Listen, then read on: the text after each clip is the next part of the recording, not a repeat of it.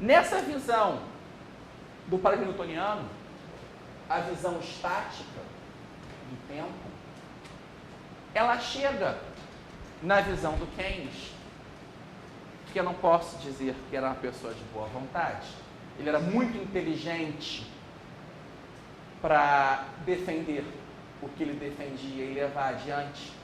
Ali tinha a questão aí a questão existencial de novo pega. Ele queria ser uma estrela, então ele queria revolucionar, mesmo que fosse a longo prazo, todos estaremos mortos. Ele viu que era um problema o quê?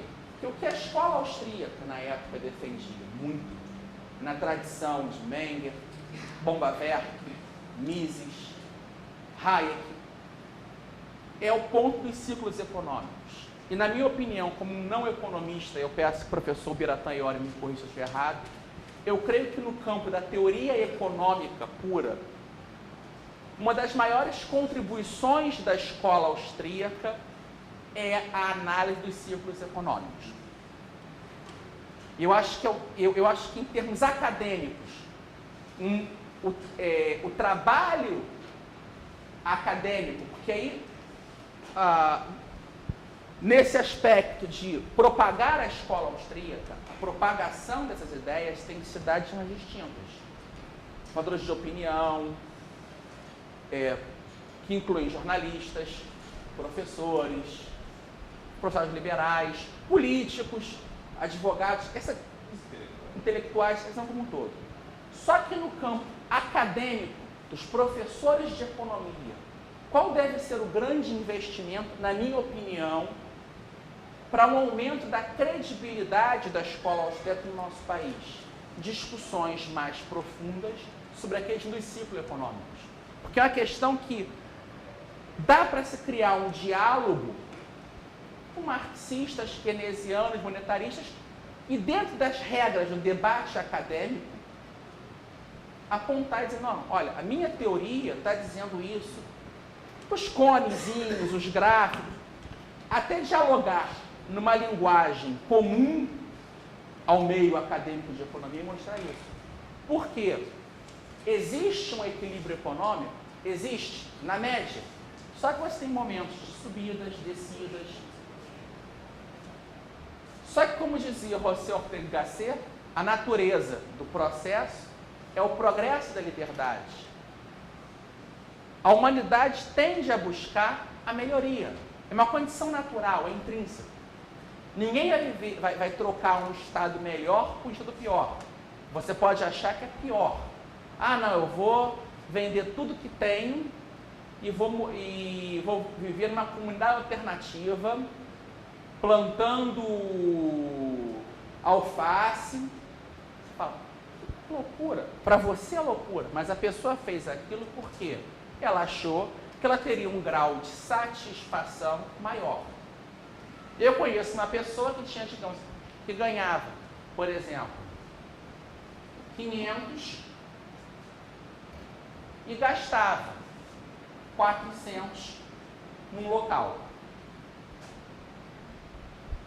Aí ela mudou a situação, continuou ganhando 500, mudou o local, só que passou a gastar 200. Aumentou a satisfação. Só que veio uma proposta de emprego para ela ganhar 1.000. Só que gastando 900. Qual é o maior grau de satisfação? Tudo meio. Só que muitas vezes, quando você entende não o ciclo econômico, não a estabilidade do ciclo econômico, mas a estabilidade linear, você vai dizer, não, esse é o melhor estado. E você esquece o fator que o Bastiat sempre insiste, e que são verdades tão fundamentais, porque estão pautadas na escola do senso comum, a escola dos tropeços e quedas, de que existe o que se vê e existe sempre o que não se vê. E muitas vezes o que não se vê se dá num campo do que Mises e a escola austríaca seguindo essa tradição chama de ignorância absoluta. Existem tipos distintos de ignorância. Todos nós somos ignorantes, conscientes em algumas coisas. Nós sabemos, por exemplo, que não sabemos pilotar uma nave espacial. Só que há 50 anos as pessoas não sabiam que não sabiam usar a internet. E não é só no campo da tecnologia. As pessoas dos anos 50 não sabiam o que era Beatles. Uma pessoa da Idade Média não sabia que poderia gostar ou não gostar de Mozart. Porque por esse tempo estar em movimento contínuo e novas informações serem apresentadas o tempo todo, nós vivemos uma grande incerteza do processo econômico.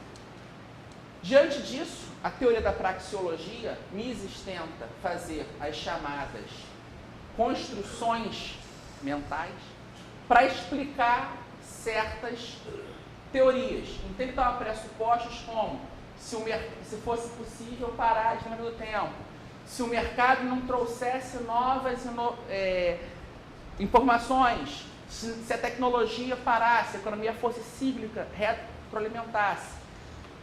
Todos esses pontos vão gradativamente constituindo essa teoria. Eu pretendo, na aula de amanhã, seguindo o programa, mostrar como essa tríade básica, ou núcleo fundamental da escola austríaca, ação humana, concepção dinâmica de tempo, questão do conhecimento, vão ser propagadas para outros campos do conhecimento, como a economia, as ciências políticas, a epistemologia, por intermédio das ideias de valor e utilidade marginal, subjetivismo e incerteza genuína e ordens espontâneas versus ordens dirigidas. Para, por fim, na quarta aula, discutir esse âmbito da praxeologia, trabalhando as relações da economia com outros ramos do conhecimento, a questão da sociedade humana e o papel do indivíduo na sociedade. Então, muitos dos temas que eu tratei hoje, eu vou retornar já mais sistemática numa acumulação de conhecimentos. Eu acho que a gente pode já terminar por aqui, já são 15 para as 9, e a gente pode debater um pouco mais e conversar sobre algumas dúvidas, algumas questões. Algumas coisas eu vou tomar a liberdade de dizer, não vou responder isso porque senão você quer que eu diga o que eu vou falar amanhã, então acho que guardar um pouco mais ou menos, mas no geral, o que eu puder responder agora, estou à disposição de vocês. A lista.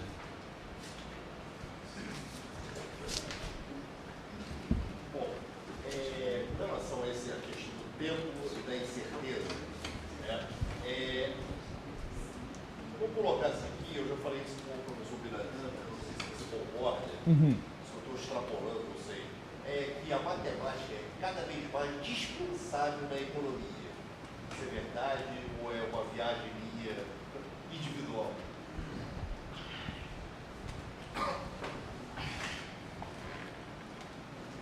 Eu não sou um economista.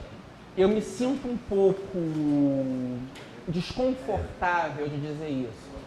Porque é a mesma que se fala, não, cada vez mais a física não precisa da matemática. Eu não sei porque, se você entender a economia, qual o tipo de a teoria econômica, Para certos modelos, a pessoa vai fazer matemática. O que tem que ter, o que o Economist tem que ter consciência é o seguinte: os modelos matemáticos que ele utiliza para tentar explicar a realidade não são a realidade. Eu acho que é o problema de quando, e aí não é economia só, é na sociologia, é quando você não compreende que existe a realidade tal como ela é e que foge à nossa capacidade de compreensão total, porque nós somos criaturas limitadas, nós não somos oniscientes. E aí, desculpe a metáfora, mas se os seres humanos fossem oniscientes, não existiria corpo. Porque eu ser onisciente, sabe? Essa mulher vai me trair. Não existiria isso. Se o ser humano fosse onisciente, ninguém seria assaltado. Porque o cara ia sair de casa e não vou sair hoje porque o ladrão vai me assaltar no lugar tal. Existe uma série de fatores que nós não sabemos. Então nós não somos capazes de compreender toda a realidade que nos cerca. Eu, por exemplo, não sei o que meu irmão está fazendo agora em casa. Eu posso supor, ele deve estar lá catalogando o material dele de biologia da última expedição que ele fez. Tá bom, pode ser. Mas pode ser que ele tenha se cansado na televisão, ligou para algum amigo para tomar uma cerveja. Eu não tenho esse controle dessas variáveis. E o mesmo se dá no campo das teorias das ciências sociais e também das teorias físicas. De certa forma, quando o Hayek defende um método único para as ciências humanas, ele não defende um método único, método das ciências humanas, porque ele é um positivista. Porque ele vê, Mises, ele diz, não, o campo das ciências humanas é diferente do campo das ciências naturais. Porque o Mises está ainda muito imbuído, ele é um homem que nasceu no final do século XIX, na visão newtoniana de ciências naturais. Ele rompe no campo das ciências humanas essa visão. A concepção do Mises de ciências humanas é moderna. Ele entende a incerteza, a complexidade, só que ele acha que as ciências físicas ainda são um grande espaço de regularidade. Ele é um pensador pré-Einstein. O Hayek já é um pensador pós-Einstein.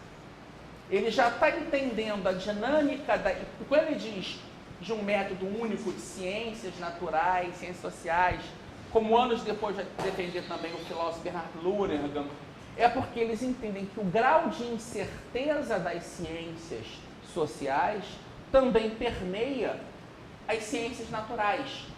Agora, metade do mundo científico está em pânico porque parece que encontraram o primeiro ponto de refutação da teoria geral da relatividade do Einstein. A partícula está indo mais rápido na velocidade da luz.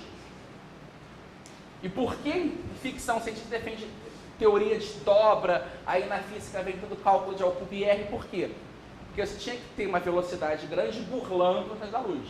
Tinha que vencer os espaços. Só que agora você pensa, está passando a velocidade da luz. Então, são discursos. Toda uma ciência natural que já tem uma base de incerteza e indeterminação, como era a física einsteiniana, parece que a incerteza e indeterminação são maiores ainda. Então são mudanças, a gente não pode congelar. Mises é brilhante, eu creio que seja talvez a política que eu mais gosto. Só que eu não mataria uma galinha preta para defender as ideias dele.